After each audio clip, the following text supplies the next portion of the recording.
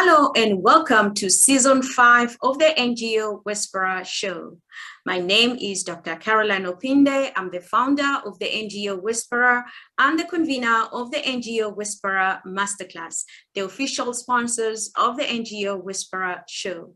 Here at the NGO Whisperer, we provide technical support to nonprofits and social enterprises so they can successfully impact people's lives.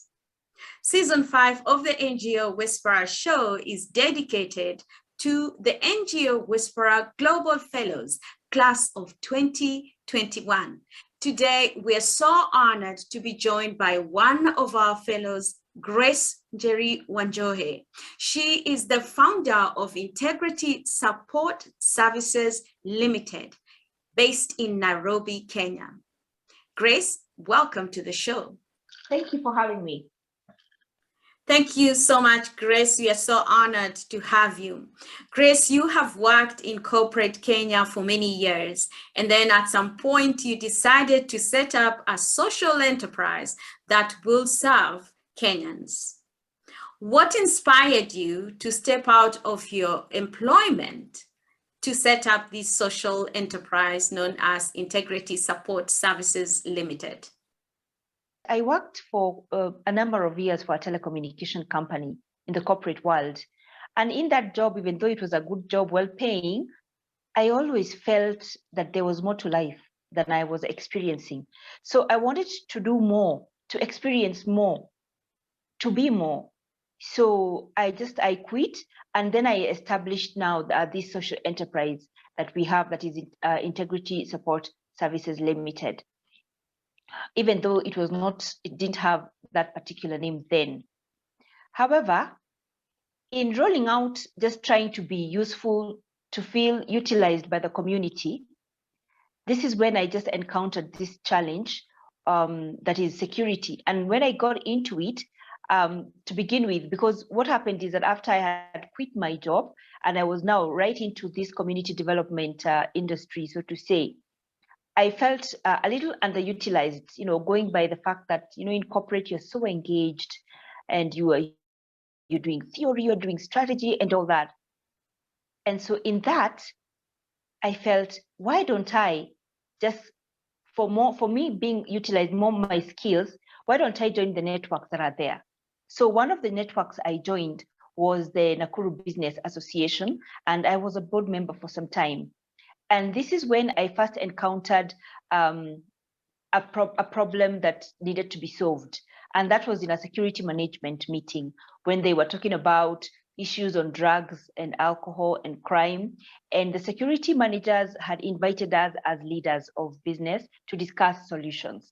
So it's in that meeting, actually, I remember thinking that, for me, that whatever problem they were having, like lack of accountability, they said, sometimes they would arrest someone and then from nowhere, somebody high up, would call and say, leave that alone. So they needed from the onset accountability and transparency. So for me, I thought that was a no-brainer then, because I thought I was just going to give them this solution and I go my way and I say, good, service to community, and that's it.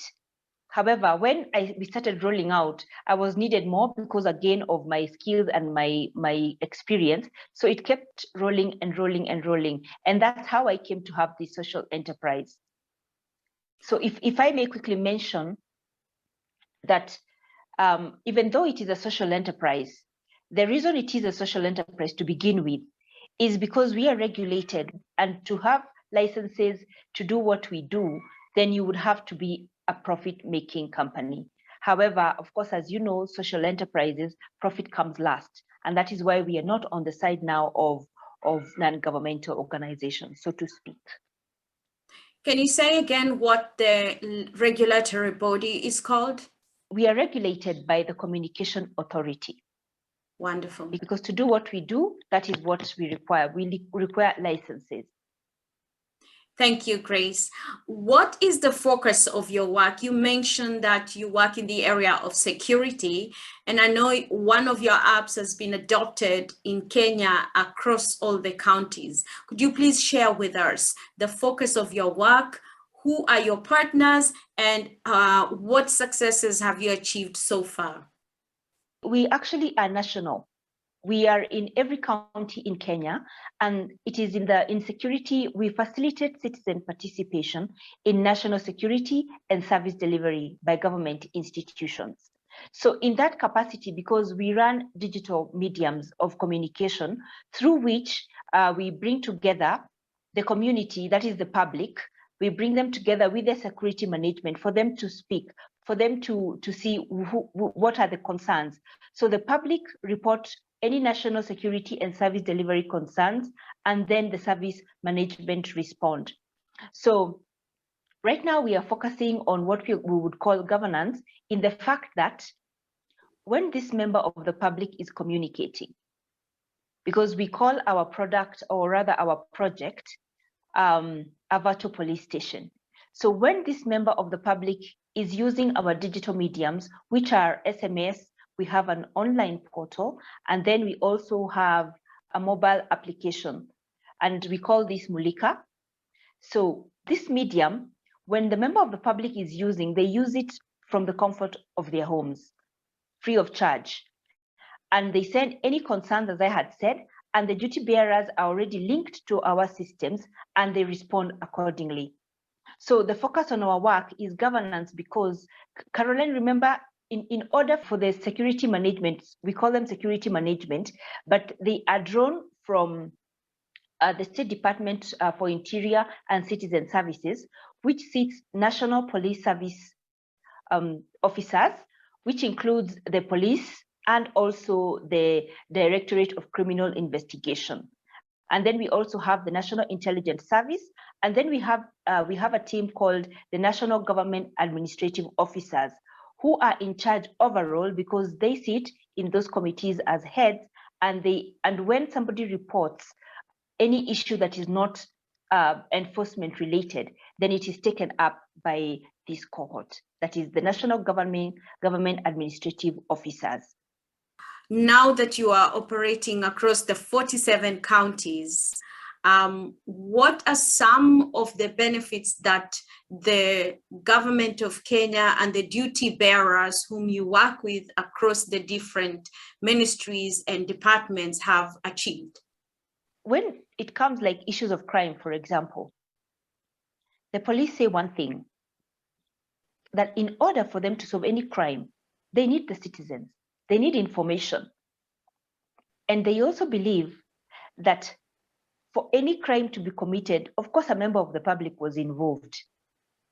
So they lack adequate information to solve crime, so they say. So this platform, that is MULIKA, in bringing it to the front, then it has managed to bring a lot of reports to these duty bearers, that is the security management and service delivery managers. On the other side, you see, again, the security, the government can only now solve people's problem when they receive them, when they know what is happening. So this is a medium that they have been able to receive information, and the fact that it is with different, it's a multi-agent, multi-sectoral platform. It means that officers that are lined up to receive these issues are drawn from all governing policing agents that are sitting in the counties, and they are also having service delivery managers from different institutions now as an extension. So with this, the managers of service or government officers that are managing these services are able then to know what is happening and to react and to plan, because then when the reports come, then they from the system, they can be retrieved for relevant intervention. So what we've managed to solve is first the communication. Now, let me mention that this particular platform is, every report comes anonymously, unless the member of the public wants to be identified. Because again, the problem with reporting crime or service delivery, Kenyans, they say that they don't want to be witnesses. They don't want a lot of questions. And most of all, they do not want to be identified so that they are not victimized, because they allege that sometimes when they communicate these concerns, then the people receiving, some of them, of course, you do have rogue officers, definitely. Some of them will tell the criminals that this is the person that talked about you, and so on and so forth. So with that anonymity, then the person can just communicate anything and it is going to be solved. When the member of the public is reporting an issue and they want direct feedback, then they provide that in the message.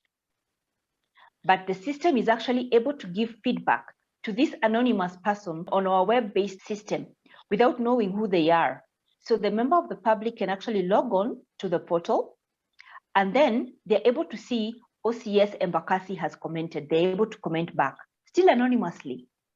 So with that, I think that is what we have managed to do, is improve reporting, because without adequate reports, then we have more crimes.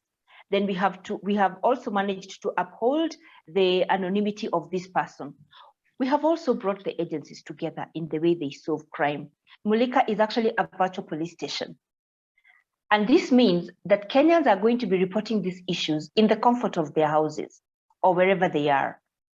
And also to mention that Kenyans, according to the mobile penetration, we are actually at 100%, which means that anybody in Kenya who needs to use a mobile phone has access to a mobile phone. So that is why now this service has improved reporting, and in improving reporting, then it reduces crimes, because the service managers respond to all the issues. In fact, they have an issue when we go to a meeting and we say that they're responding 99%. They take issue and say, which ones did we not respond? So I learned very early not to say they're responding 99%. So they respond 100% because they don't have any issue ignored, especially because, again, it comes to the system and they can tell which issue was not responded to. And I was also mentioning that because this is one platform that has also brought in a multi-agency, multi-sectoral approach to security management and service delivery, which means that now this team, every team sees what each of them is handling on their plate. So cohesion has been improved among the managers, among the duty bearers, as we call them. Because then with that, because that's how accountability, transparency is coming in. So because now we bring in cohesion. So they are growing each other, and each one of them can see the plate. So with that, also teamwork is also important. So those are the major impacts that we have. And with this major impact, now we do have, I guess, bragging rights that we are the most accepted digital platform as a medium of communication between duty bearers and the public. Wonderful, Grace. Where can people download the MULIKA system or platform, as you call it? We actually have the mobile application on Android. However, again, Kenyans like texting more than anything else. So our major medium of communication, which we receive 90% of reports on, is the SMS number, which is 988. So the 900 series is actually also significant in that we have been authorized to manage such a number, because usually it's given to security, it's given to the police, and it's also the one that is the emergency series. So we manage the 988 number on behalf of the State Department for Interior and Citizen Services. So again, I want to mention that at this time of elections, you see, again, the members of the public are reporting already hate speech, they're reporting electoral crimes like violence, planned violence, and other things. So this is a very important time, I think, that now that we are expanding, because we have been in this journey for 6 years. It is now that we are testing and positioning for scale. So to begin this scaling, we've decided to dive right in to the election activities, so that we are now acting as an early warning, early response system, because we have set up all the mandated officers to receive and respond to this platform. And we have also lined up responders for GBV and electoral violence, because this is a time that there are all sorts of violence, especially against women who are vying. And now this team that is already lined up, we are adding on a team from, we will now also be collaborating with a team from Independent Electoral Boundaries Commission, which is the body that is mandated here to manage elections. So we will be using this platform as a medium through which the aspirants can use to book meetings, because sometimes they say that when they're booking meetings with some of these duty bearers, and then maybe a male counterpart is booking the same meeting, the male counterpart is likely to get the venue and then they're denied a meeting. So with this platform, we are encouraging them to use it to book meetings, and also to say where they expect that there's going to be violence, so that the security personnel can intervene and can arrange security accordingly. And somebody else now can see what is happening. And then with this, we want the data to come out to be handled by all the GBV mitigation actors, including the State Department for Gender, which is going now also under it. We have a lot of CSOs that are working under that, so that we can coordinate that. So we are going to use it so that we can at least see more an improvement of women aspiring, because most women do not participate in elections because of this violence. Thank you so much, Grace. Your work is commendable. It's groundbreaking, a digital police station, and helping also with the Independent Electoral and Boundaries Commission in Kenya during this year, 2022, when we have general elections in Kenya. Wonderful. It's been a great honor to have you at the NGO Whisperer Global Fellowship Program as one of our fellows class of 2021. What inspired you to apply to be one of our fellows in 2021? First, I want to thank you, because the NGO Whisperer has been very visible on social media, and that is where I actually found you, because you were able to articulate what it is that you do for the fellows. And I really wanted to be in, because remember, this is the time we are scaling, and scaling means that we are going to be in 47 counties, connecting over 80,000 security people. So we needed to be equipped with a lot of things. So that is how I came to be and how I came to apply for that, because we really needed to be guided. We are truly honored to have you and the team at your organization being part of the NGO Whisperer. Of course, you as the fellow learning every week for the last 6 months, July to December 2021, and also trickling that information, to your team all the way to the people you're working with. It's been a great honor. Now, there are so many things that you learned, but we want to know, what are the top 3 new areas of insights or knowledge that stood out for you? It's not an easy question, because all of it, first, every lesson, it's like it eats into the other. It kind of rolls on to the other. So it's very difficult to say one without the other. But I guess when we were analyzing, we came up with three areas that we thought that would immediately be utilized by us for us to move forward. And one of them is, of course, resource mobilization, strategy, monitoring, and evaluation. Because again, when we are going to scale, we need resources. How do we mobilize them? Who do we contact? What is our network? That is the single most challenge we've been having, because we would have scaled sooner. Because we need to mobilize so much funding so that we can go until the grassroots. So that was one. Then strategy. Then how do we plan this project that we are talking about? We are scaling, and now you see we are quickly moving into the electioneering period, when we are going to have all mayhem that is expected. So we needed to plan for that. And then now, how are we evaluated? What is the impact that we are going to be having? What is the impact we should be looking for? Because most times you're working so hard, but you don't know what are the hit points. Where is it important for you to focus on, so that you can say this project is impactful? So the NGO Whisperer Fellowship was able now, we were taken through that, and I took my team through that as well. So those are the 3 areas. How has your organization changed so far, having implemented what you learned over the 6-month rigorous program at the NGO Whisperer Global Fellowship Program? First, most of my team, by the way, are techies, if I can say that. And even though I have so many other people that are helping me with so many skills, we are coming from a business perspective, as opposed to a community development perspective. And in order for us to pull and to scale this project, we realized that we would never have gotten to where we want to get to if it was not for the training, because then it showed us how to transition.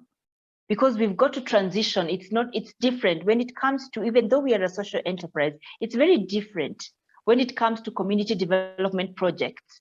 And for even us to be able to mobilize resources, there is a way we need to package ourselves. There's a way we need to plan. There's a language you need to use. So we realized that now we really need to change focus. So you actually, the training assisted us now to transition. Wonderful, Grace. Thank you so much. What does the future look like for Integrity Support Services Limited and your platform, MULIKA, the virtual police station that you have created? First, I just want to say that, I found that Kenyans are very unique and very accepting and very supportive. We want to expand so that every person in Kenya, even the children, can know about MULIKA. They can know that instead of despair, because our vision, by the way, as Integrity Support Services and MULIKA as a project, is a society free from danger and fear. So we want to remove especially this fear from people's mind for them to prosper. And fear, a lot of it is national security issues, So we want to use this platform and to ensure that it reaches the grassroots and everyone is using it, even using vernacular, because some messages, by the way, come in vernacular. So we want to penetrate every corner of Kenya, and that MULIKA will be enough. Just telling somebody that somebody is going to, I will MULIKA you, will be enough to deter crime and so much misbehavior, whether from the public or the duty bearers. Thank you. What message do you have for the Kenyan government, who is your biggest partner, civil society organizations whom you work with, and good citizens on good governance and transparency? I want to thank the Ministry of the State Department for Interior and Citizen Services for accepting us. Because you can imagine just anybody walking in there and saying, I have this and that, and we are going to communicate this way. They didn't know me, but they have guided they have accepted and guided this platform from the very beginning. So for them, I just want to say thank you. And now that we are going to scale, because now we have to scale, then I would like to request them now to use even more resources than they have been using to mobilize the Kenyans, to mobilize the offices, and not to tire, because again, reporting culture has to be created. For the CSOs have been very kind to me, by the way, Caroline, because they taught me how to speak even before I joined the NGO Whisperer.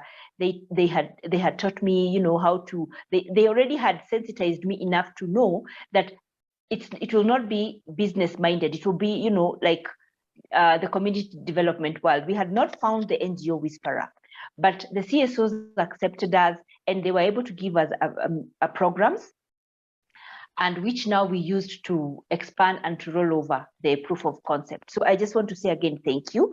And we are here to support all the civil society organizations working. We are here to support all their programs so that they can have more output and their interventions can be deeper and long lasting. So I just want to say thank you to the public. Again, Caroline, it's not every day you put up a platform like this and Kenyans embrace it so much with a lot of love, because I've been guided with skill, they have been reporting. And by the way, I would say 99% of the reports sent by Kenyans, even though they are anonymous, are actionable. So I find that very unique. I just want to say thank you. And we will continue expanding and serving the community. Thank you so much, Grace. Where can people find you on social media? we are very big on Facebook. We have a MULIKA page, and we also have other groups under that on our website, which is integrityafrica.co.ke, where the members are going to come and see all our services. Thank you so much, ladies and gentlemen, for joining us today on this episode with the NGO Whisperer Global Fellow, Class of 2021, Grace Njeri Wanjohi, founder of Integrity Support Services Limited and creator of a digital police station called MULIKA platform in Kenya. We are truly honored to have you today, Grace. Thank you so much. Thank you so much for having me.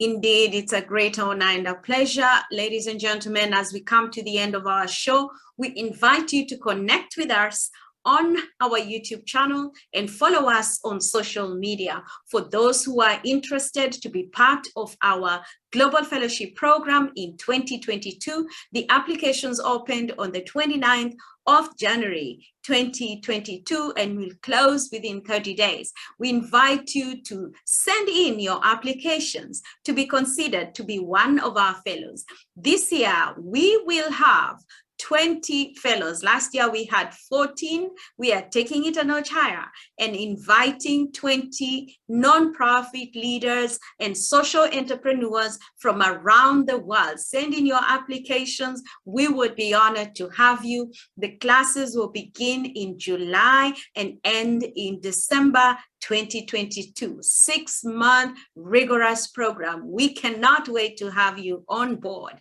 Ladies and gentlemen, thank you once again for your support. It's all about connecting people, raising funds, and impacting lives globally.